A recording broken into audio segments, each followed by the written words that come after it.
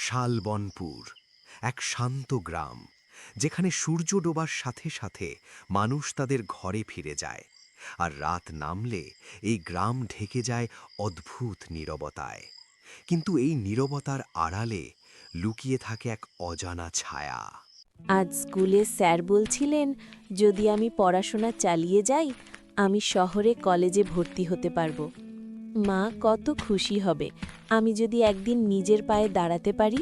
এই গ্রামটা আমি খুব ভালোবাসি, কিন্তু আমার স্বপ্ন আরও বড়। আজই সুযোগ, এতদিন ধরে অপেক্ষা করছি।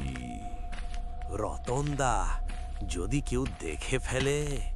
এই রাস্তা সন্ধ্যার পর কেউ আসে না, ভয় পাস না। মেঘলা হঠাৎ থেমে যায়, পিছনে তাকায়। কে ওখানে? কোনো উত্তর নেই।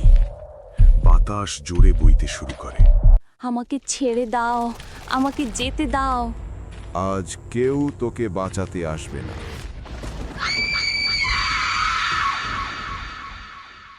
সেই রাতে শালবনপুর গ্রামের আকাশে জমেছিল অশুভ অন্ধকার। একটা নিষ্পাপ স্বপ্ন হারিয়ে গেল, কিন্তু শেষ হয়নি গল্প। সেই রাতের নীরবতা একদিন ভয়ঙ্কর আর্তনাদ হয়ে ফিরে আসবে। মেঘলার মা উঠানে ঝাড়ু দিচ্ছে, মাঝে মাঝে দরজার দিকে তাকাচ্ছে। মেঘলা এখনো ফিরল না কেন? প্রতিদিন তো সন্ধ্যার আগেই বাড়ি আসে, কাল রাতে এত দেরি হলো কেন? ঠিক তখনই অরিন্দম দ্রুত মেঘলার বাড়িতে প্রবেশ করে। কাকিমা, শুনলাম মেঘলা বাড়ি ফেরেলি? কাল সন্ধ্যায় স্কুল থেকে বেরিয়েছিল, তারপর আর ফেরেনি। চিন্তা করবেন না কাকিমা, আমি খুঁজে বের করব। কিছু একটা হয়েছে। গ্রামবাসীরা দল বেঁধে খুঁজছে, কারো হাতে লাঠি, কারো হাতে লণ্ঠন। সবাই আলাদা আলাদা দলে ভাগ হয়ে খুঁজো, জঙ্গল, নদীর পাড়, সব জায়গা দেখো। আমি সেই কাঁচা রাস্তার দিকে যাচ্ছি যেখান দিয়ে সে প্রতিদিন বাড়ি ফেরে। অরিন্দম রাস্তা দিয়ে হাঁটছে, হঠাৎ তার চোখ পড়ে মাটিতে পড়ে থাকা ব্যাগের উপর। এটা তো মেঘলার ব্যাড। এখানে কিছু একটা ভয়ঙ্কর হয়েছে, আমি অনুভব করতে পারছি। রতন আর কালু বাড়ি ফিরছে। হঠাৎ জঙ্গলের দিক থেকে কান্নার শব্দ আসে। আমাকে বিচার দাও। রতনদা, এই শব্দটা কিসে? ভূত কিছু না, তোর মাথা খারাপ হয়েছে।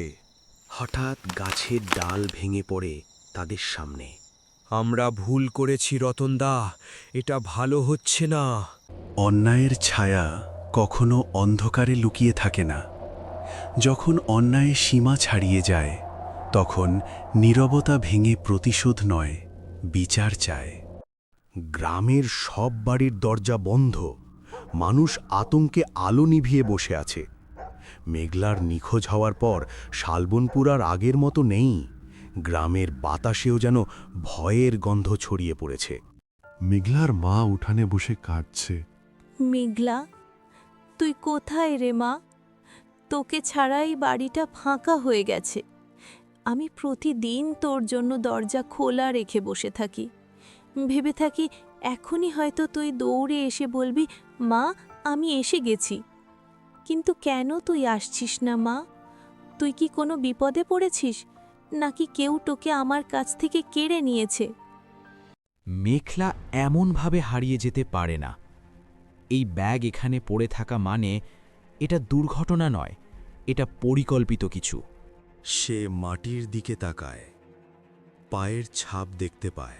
এখানে দুজন মানুষের পায়ের ছাপ আছে, কেউ ওকে জোর করে নিয়ে গেছে। কালু একা জঙ্গলের রাস্তা দিয়ে হাঁটছে। তখনই হঠাৎ সামনে একটা ছায়া দেখতে পায়। আমরা ভুল করেছি, আমরা খুব বড় অন্যায় করেছি, আমাদের ক্ষমা করে দাও। আমি আর এই পাপের বোঝা নিয়ে বাঁচতে পারবো না। তারপরেই কালু মাটিতে পড়ে যায়। মেঘলা, যদি তুই সত্যি কোথাও থাকিস, আমি প্রতিজ্ঞা করছি আমি তোর জন্য বিচার এনে দেব। যখন অন্যায়ের ভার অসহনীয় হয়ে ওঠে, তখন ন্যায়ের পথ খুলে যায়, কিন্তু সেই পথ রক্ত আর ভয়ের মধ্য দিয়ে তৈরি হয়। গ্রামবাসীরা ভয়ে এক জায়গায় জড়ো হয়েছে। বাতাসে গাছ দুলছে, মহিলারা কাঁদছে। আজ আমি এই গ্রামের সবচেয়ে বয়স্ক মানুষ হিসেবে স্বীকার করছি, আমাদের গ্রামে এমন অশান্তি আগে কখনো দেখিনি। প্রতিদিন রাত নামলেই এই গ্রাম ভয়ে কাঁপছে। মানুষ নিজের বাড়িতে নিরাপদ না, বাচ্চারা ঘুমাতে পারছে না, গরু ছাগল পর্যন্ত অদ্ভুত আচরণ করছে। এই সব কিছুর পেছনে একটা বড় অন্যায় লুকিয়ে আছে, আর যদি আমরা সেই সত্য খুঁজে না বের করি তাহলে এই গ্রাম ধ্বংস হয়ে যাবে। আমি জানি আপনারা সবাই ভয় পাচ্ছেন, কিন্তু ভয় পেয়ে লুকিয়ে থাকলে এই অন্ধকার কখনো শেষ হবে না। মেঘলা শুধু একটা মেয়ে ছিল না, সে এই গ্রামের স্বপ্ন ছিল। সে পড়াশোনা করে আমাদের গ্রামের নাম উজ্জ্বল করতে চেয়েছিল, কিন্তু কেউ তার সেই স্বপ্ন ছিনিয়ে নিয়েছে, কেউ তার জীবন কেড়ে নিয়েছে।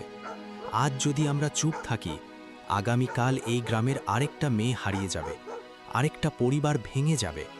আমি প্রতিজ্ঞা করছি, যতদিন না সত্য সামনে আসে আমি থামব না। গ্রামের রাস্তা দিয়ে এক তান্ত্রিক ধীরে হাঁটছে, হাতে ত্রিশূল, গলায় মালা। সে আস্তে আস্তে গ্রামের লোকেদের কাছে পৌঁছায়। বাবা, আপনি কে? আমি কে সেটা গুরুত্বপূর্ণ নয়, গুরুত্বপূর্ণ হলো কেন আমি এখানে এসেছি। এই গ্রামের বাতাসে মৃত আত্মার কান্না ভেসে বেড়াচ্ছে। আমি সেই আর্তনাদ বহু দূর থেকে শুনে এসেছি। এই আত্মা প্রতিশোধ চাইছে না, সে বিচার চাইছে। তার ব্যথা এত গভীর, তার কষ্ট এত তীব্র যে সে মুক্তি পাচ্ছে না। রতন ও কালু ভিড়ের মধ্যে দাঁড়িয়ে কাঁপছে। এই গ্রামের মধ্যে এমন কিছু মানুষ আছে যারা ভয়ঙ্কর পাপ করেছে। তারা ভেবেছিল অন্ধকার তাদের অপরাধ লুকিয়ে রাখবে, কিন্তু তারা ভুল করেছে। অন্ধকার সব সময় সত্যকে লুকিয়ে রাখে না, কখনো কখনো অন্ধকারই সত্যকে সামনে নিয়ে আসে। যদি অপরাধীরা নিজেরাই সত্য স্বীকার না করে, তাহলে সেই আত্মা ধীরে ধীরে এই গ্রামের সব কিছু ধ্বংস করে দেবে। হঠাৎ বাতাস জোরে বইতে শুরু করে। সে এখানে আছে, সে আমাদের মধ্যে দাঁড়িয়ে আছে, সে অপেক্ষা করছে, সত্য প্রকাশের অপেক্ষা। যদি এই গ্রামের কেউ অন্যায় করে থাকে, তাহলে সে যতই শক্তিশালী হোক, যতই ভয়ঙ্কর হোক, আমি তাকে খুঁজে বের করব। আমি তাকে এই গ্রামের সামনে দাঁড় করাব, কারণ অন্যায়ের বিচার না হলে মানুষের বিশ্বাস মরে যায়, মানবতা মরে যায়। সেই রাতে শালবনপুর গ্রামে সত্যের আগুন জ্বলে উঠল, কিন্তু সেই আগুন কার জীবন পুড়িয়ে দেবে তা তখনও কেউ জানত না। রতন ঘুমাতে পারছে না, ঘামে ভিজে গেছে তার শরীর। না না, এটা আমার ভুল না, সবকিছু কালুর প্ল্যান ছিল।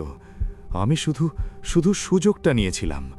আমি কাউকে মারতে চাইনি, আমি ভাবিনি এত বড় বিপদ হবে। কিন্তু কেন প্রতিদিন আমি সেই মুখটা দেখছি? কেন তার চোখ আমার ঘুম কেড়ে নিচ্ছে? আমি কি সত্যি এত বড় পাপ করেছি? কালু একা একা রাতে বাড়ি ফিরছে। আমি আর পারছি না। প্রতিদিন মনে হয় কেউ আমাকে অনুসরণ করছে। আমি চোখ বন্ধ করলেই সেই মুখ দেখি, সেই কান্না শুনি। আমি জানি আমরা ভুল করেছি, আমরা একটা নিষ্পাপ জীবন শেষ করেছি। হঠাৎ তখনই তার সামনে একটা ছায়া এসে দাঁড়ায়। কালু দৌড়াতে গিয়ে পড়ে যায়, মাথায় আঘাত পায়। তান্ত্রিক আগুন জ্বালিয়ে বসেছে। চারদিকে গ্রামবাসীরা দাঁড়িয়ে। এই আত্মা এখন প্রচণ্ড যন্ত্রণায় আছে, তার কষ্ট তাকে অস্থির করে তুলছে। যদি দ্রুত সত্য প্রকাশ না হয়, তাহলে এই আত্মা ভয়ঙ্কর রূপ ধারণ করবে। সে শুধু অপরাধীদের নয়, পুরো গ্রামকে ধ্বংস করতে পারে। অরিন্দম জঙ্গলের রাস্তা ধরে হাঁটছে। কিছুটা দূরে যেতেই কালুকে মাটিতে পড়ে থাকতে দেখতে পায়। কালু, তোর এই অবস্থা কেন? সত্য বল, সেই রাতে কি হয়েছিল?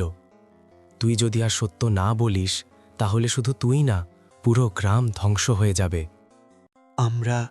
আমরা তাকে থামিয়েছিলাম। সে চিৎকার করছিল, আমাদের কাছে ক্ষমা চাইছিল, কিন্তু আমরা শুনিনি। আমরা অন্ধ হয়ে গিয়েছিলাম। সত্য ধীরে ধীরে প্রকাশ পাচ্ছে, কিন্তু সময় খুব কম, কারণ অন্যায়ের আগুন এখন প্রতিশোধের ঝড়ে পরিণত হচ্ছে। অরিন্দম ভয়ে তাকিয়ে থাকে। পেছনে জঙ্গলে একটা ছায়া দেখা যায়। আমি বুঝতে পারছি, সত্য এখন সামনে আসতে চলেছে, কিন্তু সেই সত্য কতটা ভয়ঙ্কর আমি জানি না। সময় খুব কম। যদি আজ সত্য প্রকাশ না হয়, তাহলে সেই আত্মা আর নিয়ন্ত্রণে থাকবে না। তার ক্রোধ এই গ্রামের সবকিছু ধ্বংস করে দিতে পারে। আমি আর লুকিয়ে থাকতে পারবো না।